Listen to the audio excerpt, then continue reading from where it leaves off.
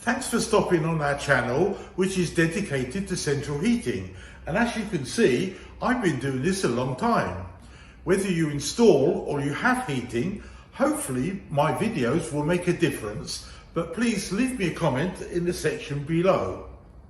Lights, action, camera, let's begin. Before we can begin fault finding, we need to make the place safe for us to work in. And in this book, the very first thing that we look at is in page 12, which is called the electrical safety test. And there's 6 pages all the way up to page 18, all to deal with earth, short circuit, and polarity tests that have to be done before you can start doing any fault finding. This is compulsory on every single system. So as soon as you, the engineer, come and goes into this boiler, you must go through those 4 parts of the safety test and of course safe isolation TB118. There are 2 ways to put electricity into here. We can either use a plug with a 3 amp fuse, of course, unswitched socket, and here's a photograph, or we can use a double pole spur. Now, as I've covered in other videos, double pole spurs can be extremely dangerous because a lot of them aren't double pole, they're single pole, and when you switch the thing off, the boiler is still live because you can have electricity coming from the controls upstairs in the airing cupboard. So the first thing we've done here is we're having a look. Very first thing is use your eyes and have a look inside here. Are there any telltale signs? Have a look at the automatic air vent if it's inside. Is it loose or does it look rusty like this picture does? That's a telltale sign. All this hydraulics is blocked basically, and you could really be looking at a new boiler because some of these heat exchangers are an extreme challenge to flush out or power flush or whatever, and obviously if you replace the engine you might as well replace all of it.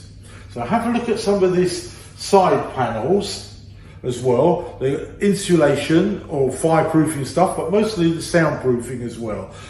Is it all leaving? Is it all dropped down? Does it look like a mess? Probably. If it does, consider a new boiler. The customer's not had the correct service. They either haven't called a good factory trained engineer or somebody who's been here. They've just left it and left it and left it, and finally the boiler's choked itself up. All we can do is give them an estimate for a new one, and don't forget, get 50% in advance always. You know, we love our customers, trust never. Get 50% up front for a boiler change or any other major repair. So this is the first part. Let's move on and see what's next. This next stage, number 2, is all about testing. So we have 2 modes, hot water or central heating. So the question is, installer, which is the best way to test the function of this boiler and the system as a whole? Do we turn the tap on or we turn the heating on? Well, if you've answered turn the hot tap on or the hot water circuit, you are wrong. It's always central heating. It has to be because of several points. Number 1, certain boilers, for example, don't use a pump in the hot water mode. So if it's seized up, I won't know. Also, if you turn the tap on and casually walk away, and maybe this boiler's at the other end of the house, or even worse in the loft, whilst that tap's running, I don't think the householder's going to be jumping for joy watching that perform. So that's a couple of reasons why central heating mode is really the best. And as we all know, we always wire up systems in central heating first and then the hot water side. When we do fault finding, we do central heating fault finding comes first and then the hot water side, because heating is the most expensive part of our gas or oil bill. So therefore it makes sense for us to concentrate on the heating. So before I'm going to turn on the boiler, I'm going to go over to the room thermostat and turn it down. So normally this would be maybe 18 degrees or 17 degrees. Make sure it's a nice low temperature, which it should be. Then we can go back to the boiler and turn on the mains.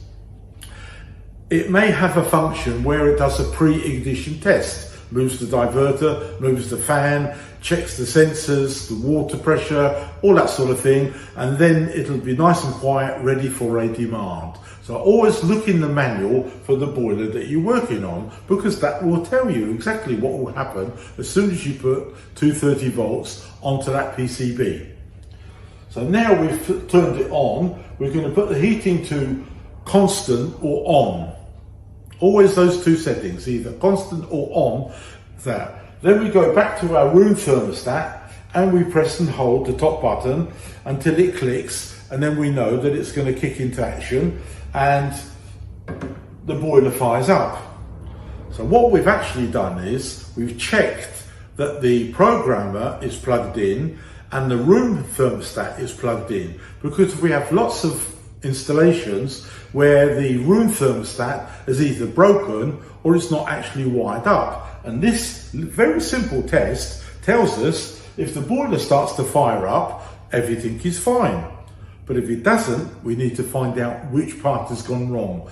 Is it the programmer not getting the electricity and not coming out? So the electricity going into a programmer is called the common. The electricity going out from the programmer into the room thermostat is called switch live. The electricity going into the room thermostat is called the common, and the electricity leaving is called switched live, which then goes back to the boiler to fire it up. So it's just a continuous 230 volts or wireless, whatever they're using. But somehow or other, when the room thermostat is in demand, that boiler should respond. And we can do another test. What we can actually do here is just measure whether on the heating side you've actually got a signal coming back from the room thermostat. So now the boiler's up and running and it's working fine.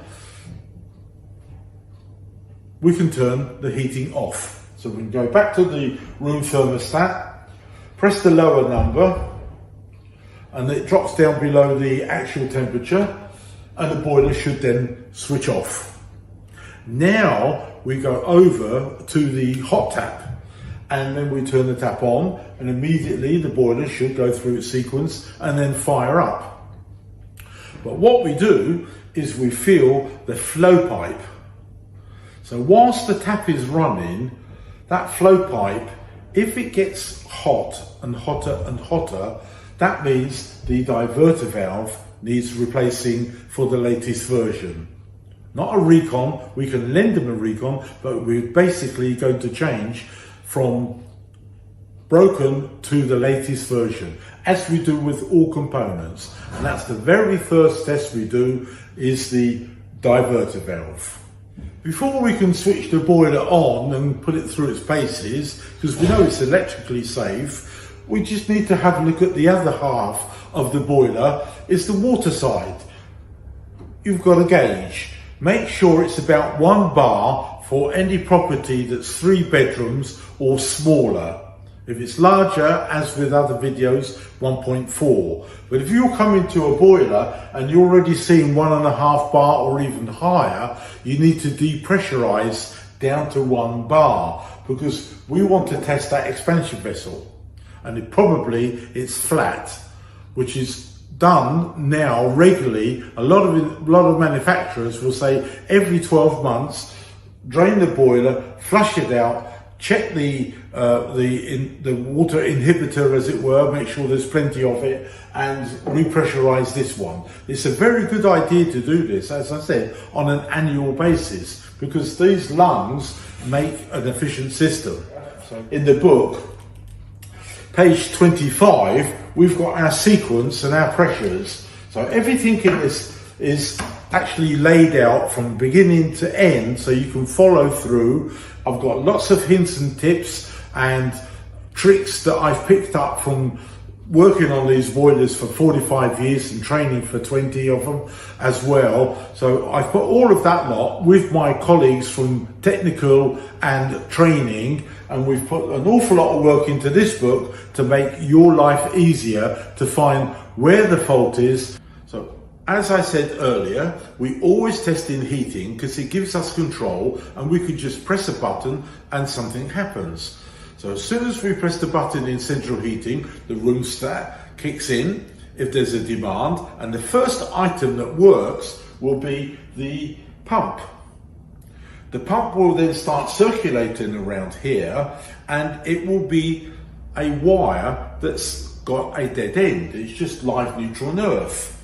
So the PCB needs to have a switch or a sensor which changes. That change is somewhere down here in the water section, or it's a clipped-on sensor or a clip-on stat. So pump, sensor, stat. The next thing that will happen, exactly the same, is for the fan. The fan will start to run. It only has a live neutral and an earth, and that will need a switch or a sensor to tell the board that's actually activating. So we've got pump, switch sensor, fan, switch sensor. And then when we go to the other part of the ignition sequence, the first thing they all do is send a message to the high limit stat up the top. If that's okay, it'll go back down to these two end user thermostats. Are they high enough, and are they in the right values? So we get that information from the book, and it'll tell you at 60 degrees it'll be so many ohms. That's how we do it. The other thing, of course, we've got a component which is the gas valve. So the gas valve needs two things. It needs some sort of electricity, either AC or DC, and gas. Well, we can easily measure the gas with a manometer, and we can assume it's been working, so there's nothing wrong with the gas supply. But we still need to check it, just in case something is wrong at the meter or at the pipes. So then we need to look in the manual, how many ohms or hertz does this gas valve need to ignite? And apart from the voltage, which could be AC or DC. We can do that well within 5 minutes and find out where it's gone wrong. So that's the breakdown and the fault finding testing on this type of boiler. Thanks for watching the video, and if you'd like to comment, there's a section below, and subscribe to our channels for regular updates on our next projects. Take care.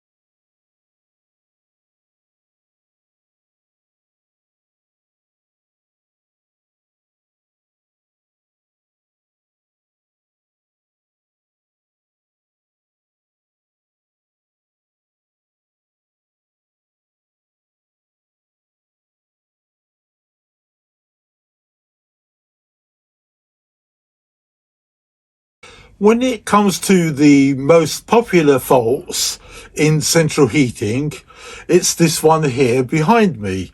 They have hot water, but no central heating. And I've made that special video which covers this subject a lot more and much deeper. But I got in touch with some of the factories and asked them what's their most popular fault. We're going to cover the other 9 popular faults that can occur in central heating with how to fix them as well. Not all the factories have the same fault. For example, Intergas doesn't have a diverter valve, so their engineers will never have that fault, nor will their customers. Also, Intergas doesn't have a plate-to-plate heat exchanger, so they don't suffer from pinhole fault. Therefore, I've not put them in any particular order, apart from obviously the first one is no heating. Please subscribe to my channel.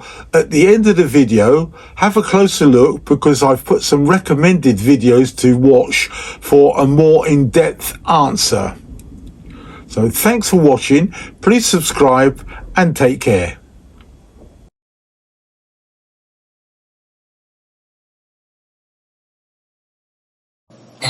So let's begin the top 10 ones. So we've already covered the first one. So that's always going to be, I've got hot water and no central heating. Then we're going to have a look at no display, the boiler which is dead, losing pressure, no heating as we said, and then high pressure, low pressure, the boiler's not responding. Also, if it blows fuses, so that's quite serious, obviously. Error codes, no hot water is a very popular one, and poor ignition. That means it tries to light, but it doesn't actually catch the main flame doesn't come in, it drops out as well. So we used to have a lot of that. Hints and tips in the book. Always I recommend never repair a motorized valve or a pump or a heat exchanger. Always replace with the latest version and see what else needs to be replaced. But best of all, the app will show you how to actually test the components. More hints and tips here on no heating. Diverter valve stuck in hot water is the usual answer, but the controls might be in the off position.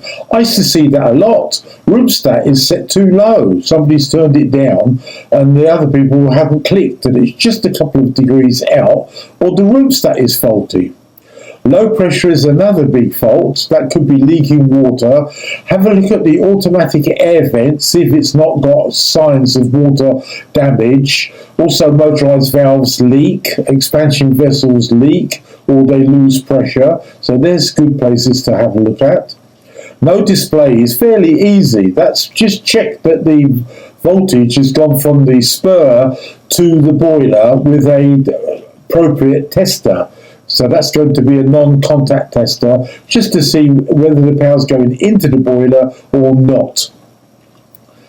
Also, the next thing is noisy boiler, kettling, crashing, banging. That's normally a sludged up system, slow pump, lack of inhibitor, so you've got scale in there, no external bypass or it's not connected up properly, or the high limit sensor has not worked to drop it off. So they're all little bits and pieces you can check that are in the book as well. High pressure is quite often the filling loop is not actually being turned off. There's something wrong with it, it's letting by the expansion vessel, or somebody simply just overfilled it. The least common one, of course, is a pinhole in the plate-to-plate heat exchanger. Now we've got that the boiler has got a demand, but it's not kicking in. So that could be a zone valve that's seized up anywhere. The programmer is in the off mode for hot water or heating. The thermostat might be too low. Blown fuses is the same as the other one, but this is more serious. So make sure that the 3 amp fuse is fitted and phone the factory and ask for guidance. But always be careful with anything that blows fuses. Number one suspect is the pump. Error codes we handle in our app, which is called F22. You can download that, and that's got hundreds of faults and error codes and all the rest of it. So that's the quickest way. Otherwise, you're going to have to phone the factory, which you can do from the app. Next, we can move on to no hot water. Again, we could have a faulty cylinder stat. The programmer might be in the off position for hot water, which does happen. It's very rare. Or there's simply a broken wire between the stat and the boiler or the wiring center. So have a look at that. Poor ignition is quite often there's a fault in the flue, it's broken. The gap between the electrodes, so don't bend them, replace them. Low ignition gas is a very popular fault. HT lead is worn out, and last of all, of course, is the gas valve. So we go back to our most popular faults. So have a look at this on YouTube and all the other ones that I recommend, which covers all of these subjects in greater detail. This is a very good video on how to test the central heating anytime, but particularly now in the autumn times. I've also covered 5 quick faults or many faults in 5 minutes, just a sequence. Again, this is in the book and it's on the video. This will help you a great deal to quickly identify what's actually gone wrong. So it's just We have a special offer at the moment. If you buy both books, it just costs £40, includes postage, no VAT, and it's available to UK postcodes only.